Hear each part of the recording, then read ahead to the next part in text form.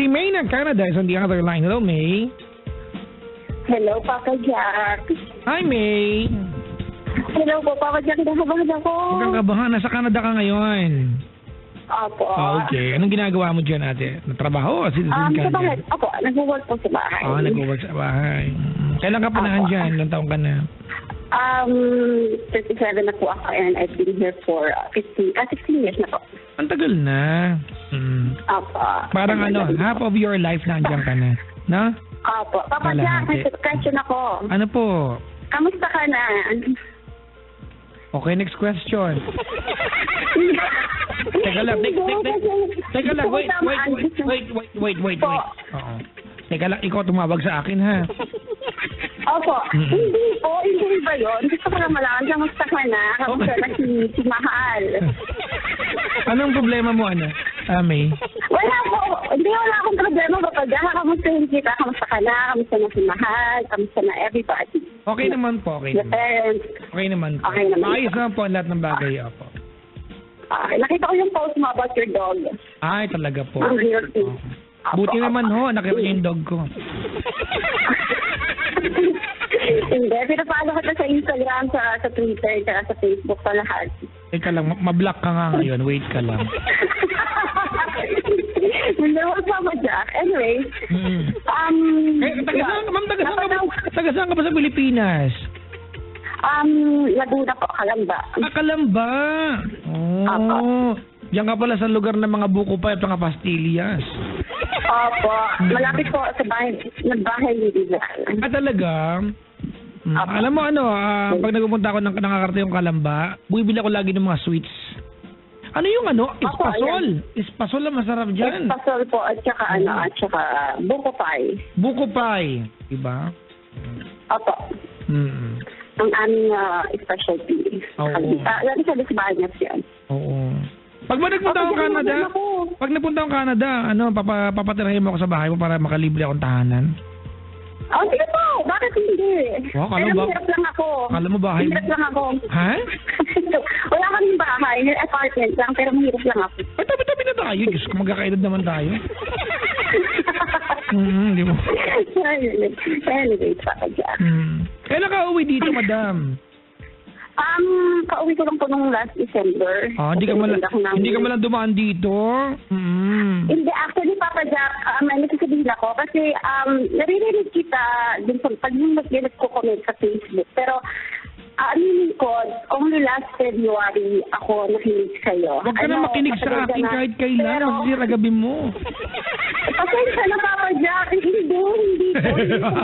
Narinig na kita and napanood na kita sa TV. Pero... Ang taba ko sa TV, no? Ang taba ko, no?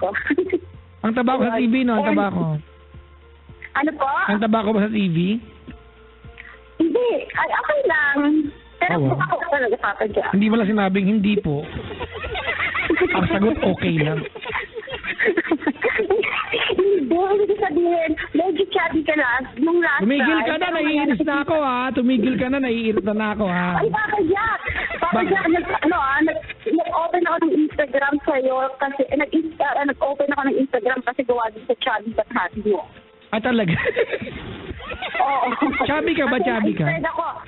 Opo, parang konting kain ng rice, tumataba ako ng 5 pounds. Ganun. Nako, may mga ganyan akong kilalang tao. Halimbawa, pangalan Papa Jack, yan. Pangalawa, Klong-Klong. Damay-damay kami dyan, eh. Yung diet ng 3 months, mga 2 araw na kain, ay, overweight? Nangyari, gano'n. Kaya nga ako, may babat, happy, Happy, happy naman. Kaya, kumain na lang. Di ba? Ayan. At least tayo mga malulusog, di ba, yung buong mundo, pag nawalan ng pagkain, sila na mangangamatay na tayo nag-diet pa lang. Oo, tama po yan. Tama yan. Correct kayo dyan, Papa Jack. Anyway, diba? Ano nangyari? Merong food crisis kayo. We're on diet. Ganun lang. Tama. Ayan, Papa Jack. Nakakatuwa ka talaga. Salamat po. Ma'am, dalaw ka dito pag uwi mo ng Pilipinas, ha? Sige po, hindi. Mga Papa Jack, medyo mahal talagang umuwi. Pero siguro mga 3 to 4 years. Pero tagaan ako sa iyo and I will make sure na matatandaan mo ko today. Okay, sige. Yeah, okay? Okay po. Sige, mama. Ayan. Opo. Ipagdarasal po kita, sana mag-uwi ka ng maple leaf dito, ha? Di ba yun yung nasa vlog ng, ng Canada? Opo, Oo, maple leaf. maple syrup. Hindi yung syrup, maple leaf nga. Ay, syrup ka na. Maple leaf. Opo, sige po. Hindi. Yun pala, ibibigyan mo. Yung nasa vlog ng Canada. Yung vlog ng Canada, yung gano'n gusto mo. Hayaan mo na nga. Ang gulo na tayo, hindi ngayon. Ang gulo ko nga. Hindi ko na marinig. Ayan. Hello. Hello ka din. Ay, sorry. Sige. Ayan. Hindi pa Jack, napatawag ako kasi bakit ho? gusto ko lang sabihin sa'yo na malaking nagtulong mo sa akin in the 3 months ago kasi. It was February. No, mali pala. Sorry. 3 years ago, nagsimula yung parang misunderstanding sa... Kasi married po, I have 2 kids. And married na po ako for 11 years. 11 years. Okay. Opo. And nandito ko po yung husband ko. Bibigyan ko lang ng konting background. Nandito ko po siya sa internet. I'm sorry, pero alam ko galit ka doon. Pero... hindi. Tuwan-tuwa ako sa'yo. Ano ka ba?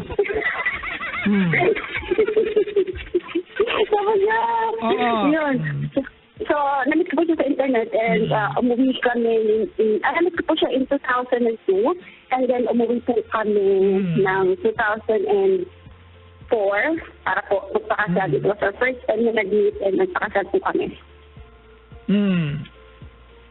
And then po, in-sponsoran ko po siya papunta dito sa Canada and okay naman. Kaya lang, nagsimula nga yung problem namin parang 3 years ago na maraming hindi na pagkakasunduan. And it was like, hindi po kasi siya yung tipo ng tao na showy sa feelings and stuff like that. So, ako yung medyo clean ng content, ako yung thoughtful.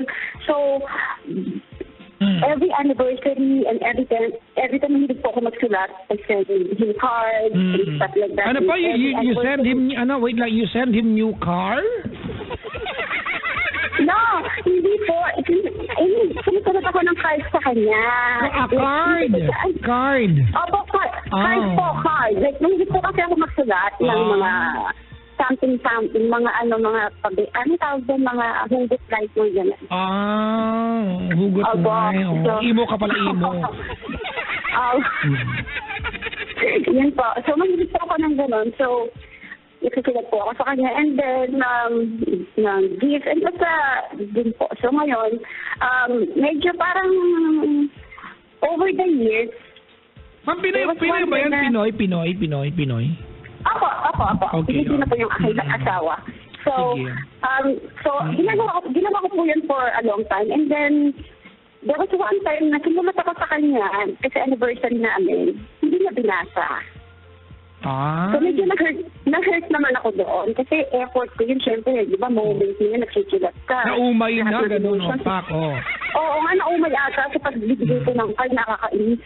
So, anyways po, hindi na binasa. So, medyo na-hurt naman ako doon. So, pinalampas ko lang. So, since then, parang hindi na ako naganahan magbigay ng card. And then, yung sumunod naman, yung regalo ko naman yung hindi na binuksan. Hindi binuksan?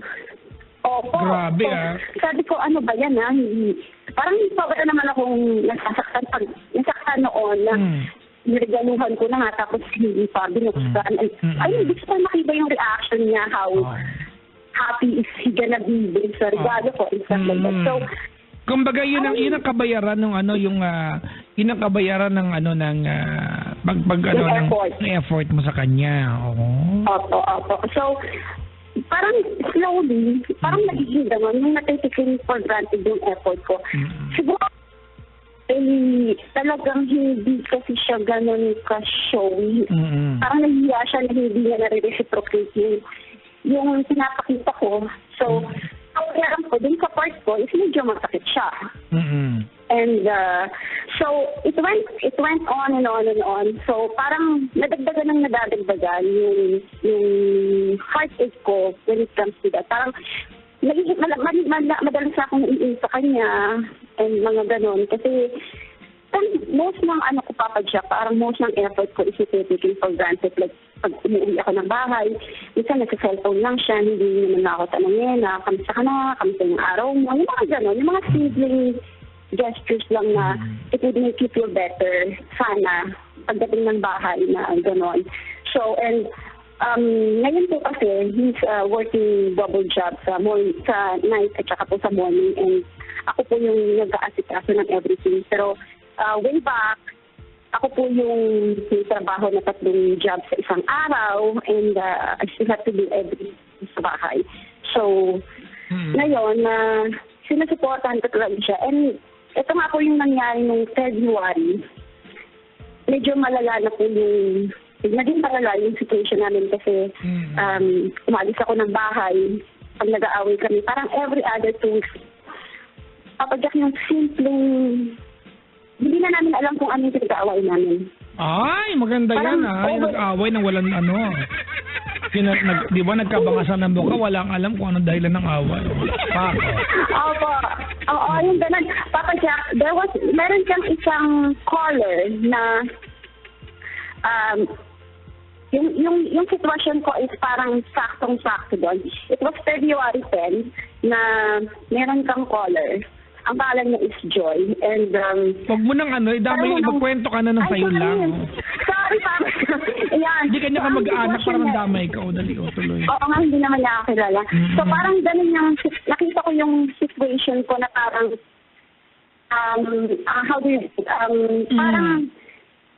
taken for granted ako dahil he is too comfortable dun sa idea na mahal ko siya. I don't know kung there's something wrong with it, but it's just that, Papa Jack, masakit dun sa part ko na, alam ko kung nag-aaway, it doesn't matter kung sino lumapit and stuff like that. Kaya lang, Papa Jack, madalas pag galit ako, galit siya. Tabla. Yun nga ako, sabi ko. Masakulap lang. It's a tie. It's a tie. So, ganun po. And then, napakaganda ng message nyo doon sa girl. And yung sinabi nyo after. And there's one, ginawa po kayong poem na tumatak sa puso ko. Hindi ko na po matanda lahat, pero uulitin ko po yung talk to me. Live with me and don't just exist beside me. I remember that. I wrote that and I was crying when I was writing it. Opo, yung Papa Jack, yung poem niya na po yun is, yun yung nag-describe how I felt nung panahon na yun, and even ngayon. It was really it's a down na moment ng buhay ko kasi almost kami nag-separate about it. Pero we decided na to give it a chance, and listening to your show since then, since February 10, nare-realize ko na yung parang makilala yung personality ng asawa ko in a different perspective. Listening to your show every single day kahit na yung kapag wala lang ginagawa. Kahit yung sasabihin ng anak ko, oh, you're listening again to Papa Jack. What KJ yung anak mo? Ano po? KJ yung anak mo, teka lang Opo, oo. So, yung anak ko, nag-listen ka na naman kay Papa Jack. Sabi ko, opo. Ayun, so, and I just want to thank you talaga, Papa Jack, for doing this show. Really, it helped me a lot. And right now, okay na po kami ng asawa ko. Wow. Opo. And I was able to understand na ayun, parang less expectations, less heartache. Parang ganun yung naituro sa akin.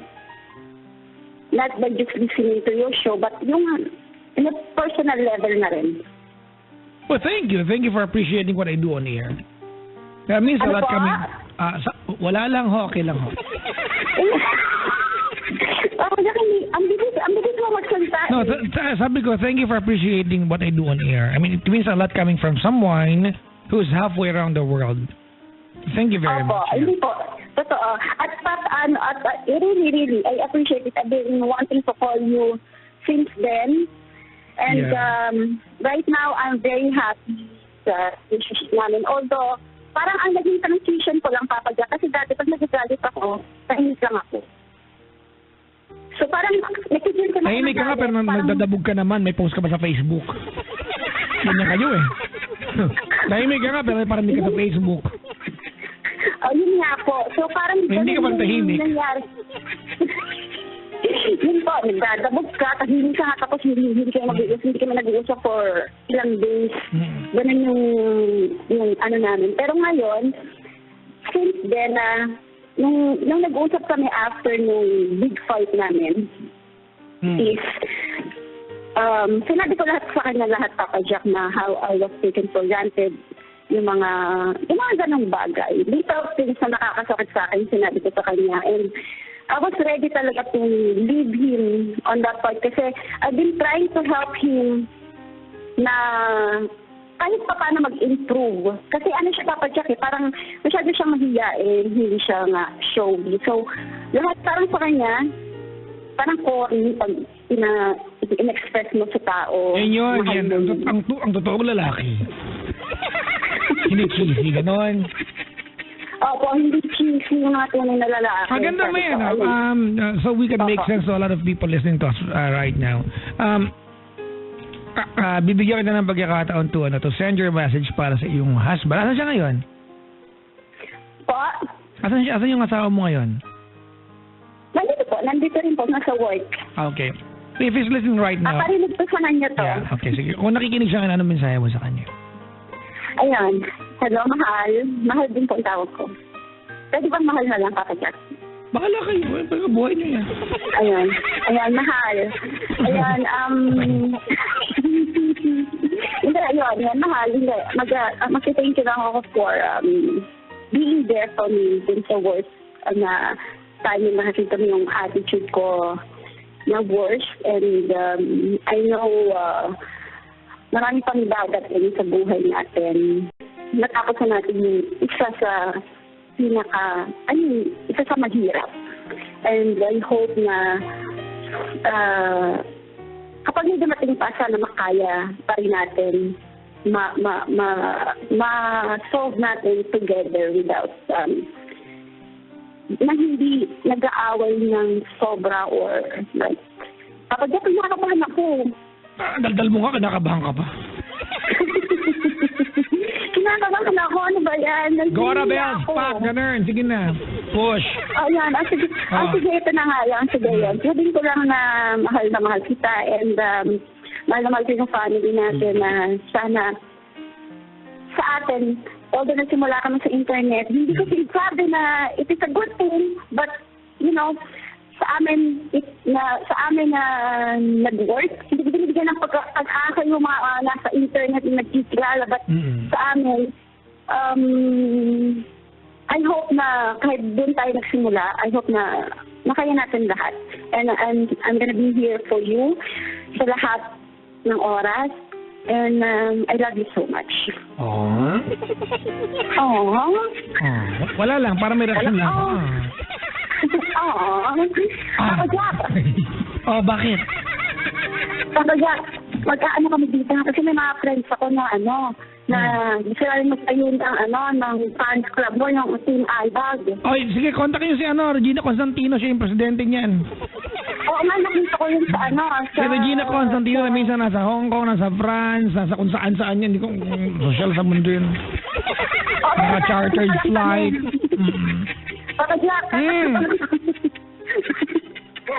tatlo pa lang kami, pero sisikati namin na dumami ko yung Team Albag. Oo, tapos papuntahin niyo ako dyan, invite niyo ako, ha? Para libre pa siya. Magpe-perform ako dyan, ha? Oo, topless, Papa Jack, isa ka dito. Papa Jack! Bakit? Mag-aral ka ng French. Nasa Montreal ako. Ay, French, like, ano ba ang pasta, puttanesca. Italian pala yun, sorry. Italian pala yun. Opo, yung mga bonjour, gano'n. Bonjour! Bahala ka na, okay na yan. Nahihirapan na ako ng buhay. Papa Jack! May gusto ko. Ano yun? Kasi kahapon, dun sa isang caller mo na Ano po? tumawag sa'yo. Ano po request mo?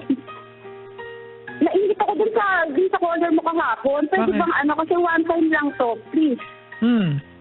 Papa Jack, jugat naman tayo. Oh, masyado pa maaga. Magagalit yung boss ko. Tsaka umuulan dito, loko, baka kumulog pa mamaya. Kunin ka bigla. Naulan din dito pero gusto ko yung paulanin pa. Mama, wag na yun, mamaya na lang ha. Kantahan kita. Iaalay ko sa'yo. Iaalay ko sa'yo yung kanta ko, may kasama pang platito ng pansit tsaka putong maliit. At kandilang puti yan. Alay talaga. Tsaka kalahating basong coke, di ba? Sorbet sa ganyan. Ha? Alay. Okay. Salamat sa pagtawag I mean, Papa Jack, I love you, Papa Jack. Uy, As in, thank you very much, May. You saved my marriage. You saved my marriage. May. I mean, May. po. Pasingit naman ako, te. Ganito, you were telling me about the story of you and your husband and how you survived, and I'd like to congratulate you for that. Congratulations. But on the other hand, ate, kasi alam mo, ito common sa mga girls kasi ito mananawagan ako sa mga girls na sometimes you base yung the amount of love that you see sa inyong mga husband doon sa sweetness na dapat ibinilik nila kapag sweet kayo sa kanila. Which is not the case. You have to remember, shut up, I'm talking. You have to remember, May, that you are completely different individuals, kayong dalawa. Your way of showing your husband your sweetness, your affection, is completely different sa kanya. Magkaiba yan. Diba? Sometimes we tend to forget that our partners, diba, was able to show, diba, that he or she cared sa atin, she cares about us, or he cares about us. Diba? Only because it is not shown to us the way that we did para sa kanya, which is very wrong and unfair. Alright? Na parang yan lang ang basihan natin ng pag-ibig at pagmamahal. No? Tayo mga kaibigan, unang-una sa lahat, babae ka, lalaki siya. I'm not saying that it's an excuse not to read a letter and not to unwrap a gift that you gave him, but it doesn't mean, and I want you to remember this, it does not mean and will never mean hindi ka niya mahal. Tama? Opo. Alright? Opo. Maraming salamat sa pagtawag, and I hope you last forever. Well, make it work. Thank you po. Thank you. Papa God Jack. bless. I hope so too. Okay. Bye-bye. Papa Jack, have a good day. Have a good evening. Have a good life. Have a good life. Kamusta kay mahal? Yeah. Okay. Have a good bank account. Kung ano man. Bahala na. Thank you. Salamat sa pagtawag. Thank you, Papa Jack. Bye-bye. Bye-bye. Bye-bye.